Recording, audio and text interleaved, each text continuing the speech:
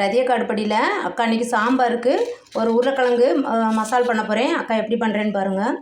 காஞ்ச மிளகா ஒரு 6 7 8 காஞ்ச மிளகா, ஒரு கையளவு தேங்காய், ஒரு கைப்பிடி போட்டுக்கோங்க. அப்புறமா அரை ஸ்பூன் சோம்பு.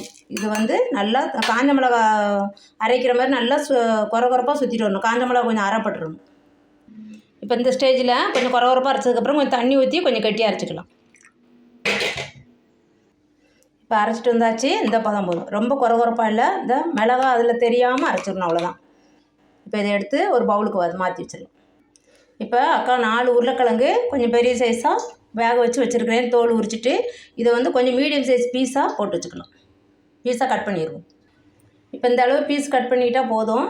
இந்த அளவு ரொம்ப பொடியாக கட் பண்ணாதீங்க. இப்போ அடுப்பில் அக்கா வடை சட்டியை காய வச்சுட்டு ஒரு குழிக்கரண்டி ஆயில் ஊற்றிட்டேன். ஒரு அரை ஸ்பூன் கடுகு போடலாம். உருட்டு பருப்பு ஒரு அரை ஸ்பூனு, 1 ஸ்பூன் எவ்வளோ வேணாலும் போட்டுக்கலாம். கொஞ்சம் கூட கொஞ்சம் போட்டால் உருட்டு பருப்பு கூட கொஞ்சம் போட்டிங்கன்னா நல்லா மொறு மொறுன்னு டேஸ்டியாக இருக்கும் இந்த வறுவல்.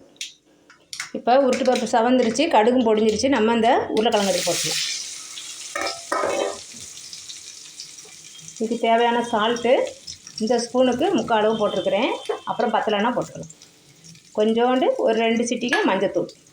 இப்போ நம்ம அரைச்சி வச்சா அந்த விழுதை போட்டுருவோம். தேங்காய், சோம்பு, காஞ்ச மிளகா. காரத்துக்கு அதுதான். உங்களுக்கு காரம் கம்மியாக வேணும்னு சொன்னால் ஒரு 2 காஞ்ச மிளகா கம்மி பண்ணிக்கோங்க. இப்போ நம்மளுக்கு எண்ணெயிலே தான் அந்த மசாலா வேகணும். நல்லா பிரட்டி கொடுக்கணும். சால்ட்டு பத்தலைன்னா போட்டுக்கோங்க. அக்கா அந்த சின்ன ஸ்பூனுக்கு 3/4 ஸ்பூன் தான் போட்டிருக்கிறேன். நல்லா பிரட்டி எடுப்போம். நம்ம இந்த மசால் வேகிற வரைக்கும் பிரட்டி விடணும். நல்லா பிரட்டி விட்டால் அந்த மசால் வெந்து கலர் கொஞ்சம் சேஞ்ச் ஆகும். நம்ம வந்து அந்த விழுது போட்டோம்ல, காஞ்ச மிளகா, தேங்காய், அந்த சோம்பு, அந்த பச்சை வாசனை போகிற வரைக்கும் பிரட்டி விடணும்.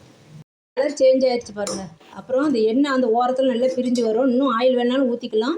அக்கா ரொம்ப ஆயில் சேர்க்க வேணாம்னு சொல்லிட்டு எங்கள் வீட்டில் கம்மியாக தான் சேர்ப்பேன். அதனால் கொஞ்சம் கம்மியாக சேர்த்துருக்குறேன். இப்போ போடுங்க கறிவேப்பிலையை. ஃபஸ்ட்டே போட வேண்டாம். இப்போ போட்டோம்னா நல்லா வாசனை சூப்பராக இருக்கும். இது கர்ட் ரைஸு, அப்புறமா நம்ம புளி சாதத்துக்கு கூட சூப்பராக இருக்கும். சாம்பார் இன்றைக்கி எங்கள் வீட்டில் சாம்பார்ப்பா. சாம்பாருக்கு ரொம்ப ரொம்ப சூப்பராக இருக்கும் இந்த சைடிஷ். இந்த மாதிரி உருளைக்கிழங்கு மசாலா இந்த மாதிரி பண்ணி பாருங்கள். ரொம்ப ரொம்ப ரொம்ப சூப்பராக இருக்கும்.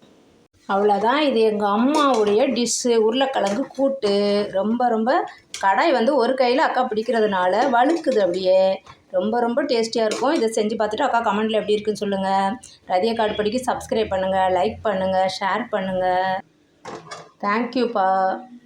எல்லா ரைஸ்க்கும் சைடிஷ் சூப்பராக இருக்கும். Chapati, puri, curd rice, lemon rice, புளி சாதம், அப்புறமா மோர் குழம்பு, சாம்பார், ரசத்துக்கு சூப்பராக இருக்கும். இந்த டிஷ்ஷை செஞ்சு பார்த்துட்டு அக்கா கமெண்ட்டில் எப்படி இருக்குன்னு சொல்லுங்கள். தேங்க்யூ.